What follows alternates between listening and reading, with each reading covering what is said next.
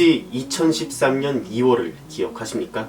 당시 공군 공감팀에서 레 밀리터블이라는 영상을 만들었습니다. 당시 화제가 되었던 영화 레미제라블을 군대의 상황에 맞추어서 패러디한 작품이죠. 이 영상은 당시 UCC판에 엄청난 붐을 일으켰고요. 아주 어렸을 때부터 무언가 재밌는 걸 만들기 좋아하던 어느 고딩의 마음에도 불을 붙였습니다. 네, 그 고딩이 바로 약 10년 전의 접니다. 안녕하십니까. 공군 컨텐츠 제작병에 지원하는 북범근입니다.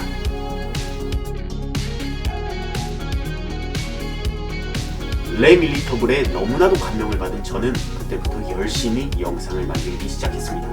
우선 영상을 보는 것 자체를 너무 좋아하기도 했고요. 친구들이 제가 만든 영상을 보고 공감해주고 웃는 모습을 보는 것이 제게는 너무너무 즐거웠기 때문입니다. 때로는 생존한 베어 그릴스가 되어서 학교에서 살아남기도 하고요. 에어컨의 민주화를 위해 투쟁하는 전사가 되기도 했죠. 조금씩 입소문을 타고 유명세도 얻기 시작했습니다. 아주 신이 나서 간판까지 만들었습니다. G 픽처스.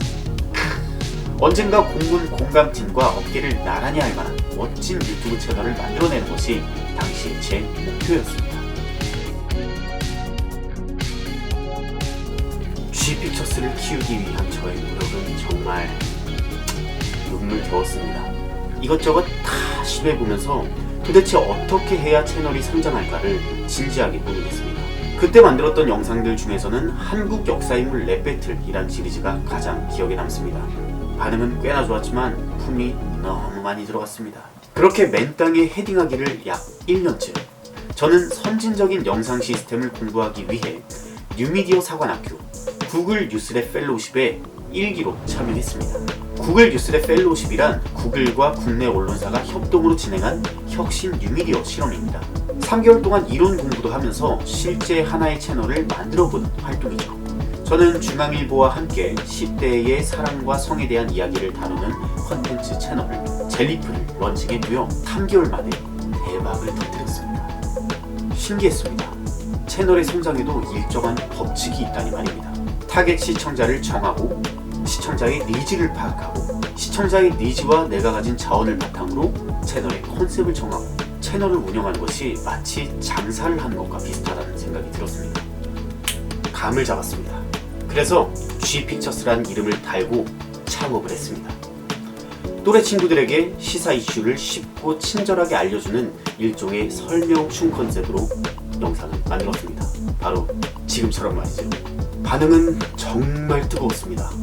구독자가 순식간에 수십 배로 늘어나고 TV, 라디오, 신문에서 저를 찾고 심지어는 광고까지 찍었습니다. 물론 저 이때 찍은 영상들 아직까지도 민망해서 잘 못 봅니다. 확실히 깨달았습니다.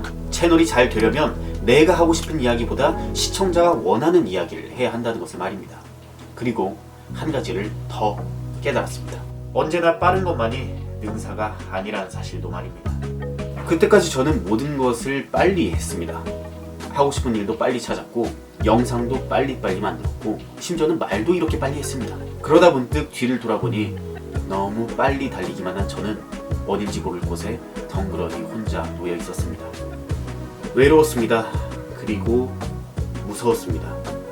저의 역량은 한정되어 있는데 채널이 성장할수록 시청자의 요구는 한도 끝도 없이 커지고 그 변화된 요구에 맞춰서 저는 끊임없이 스스로를 소모시킬 수밖에 없었습니다.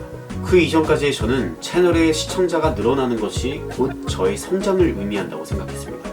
하지만 사실은 그 반대였습니다. 내공이 부족하니까 미천이 바닥날 때까지 오래 걸리지 않았습니다. 빨리 가려면 혼자 가고 멀리 가려면 함께 가라는 말이 있죠. 당시에 저는 어떻게든 빨리 가고 싶어서 스스로를 고립시켰던 것인지도 모르겠습니다. 1인 미디어, 찬란하게만 보이던 그 수식어가 저를 올가맬 줄은 왜 몰랐을까요? 결국 한계에 부딪힌 저는 G픽처스를 시작한 지 약 5년 만에 활동을 종료했습니다. 이렇게 인생이 끝나는 건가? 그런 유치한 생각도 했습니다.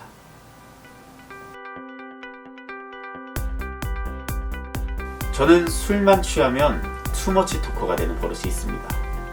내가 LA에 있을 때 말이야, LA에 있는 그 한인타운에 꿀돼지집이란 아주 맛있는 삼겹살집이 있거든. 근데 그거를 외국인들이랑 같이 이렇게 한국인들이랑 가잖아. 그러면 외국인들이 그 삼겹살 맛을 딱 보고 유튜버로서의 삶을 끝낸 저는 LA 할리우드로 떠났습니다. 어학원에서 잉글리시 플러스 필름이라는 프로그램을 들으며 영어와 어학을 동시에 공부했죠. 프로그램의 막바지에는 같은 반 친구들과 함께 단편 영화를 만들어서 상영회를 하기도 했습니다. 확신이 들었습니다. 아, 이거구나. 바로 이런 게 내가 하고 싶었던 거구나. 마치 처음으로 영상을 만들어서 친구들에게 보여주던 그때의 설렘이 느껴진 듯 했습니다.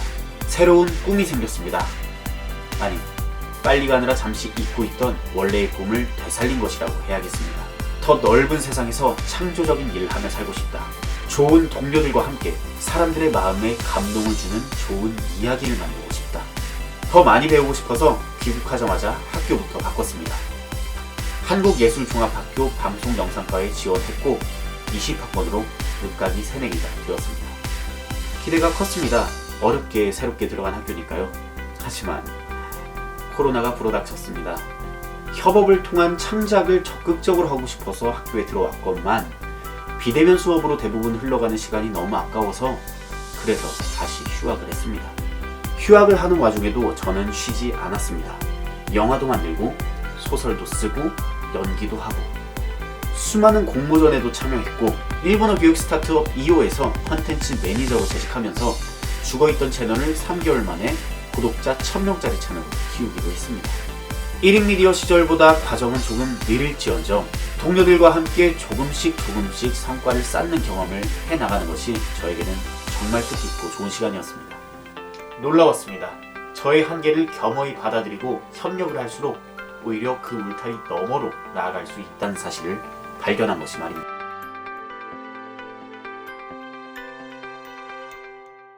공군의 4대 핵심 가치에는 제가 오롯이 담겨 있습니다.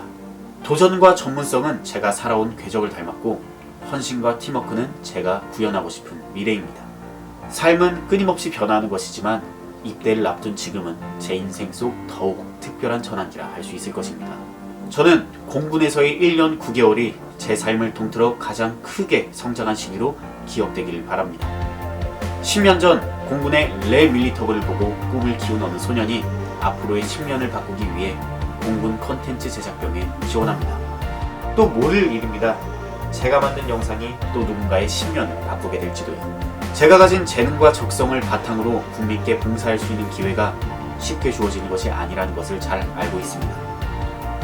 만일 기회를 주신다면 성실히 협동하고 많이 배워서 제대로 기여하겠습니다. 지금까지 긴 시간 동안 발표를 들어주셔서 대단히 감사합니다.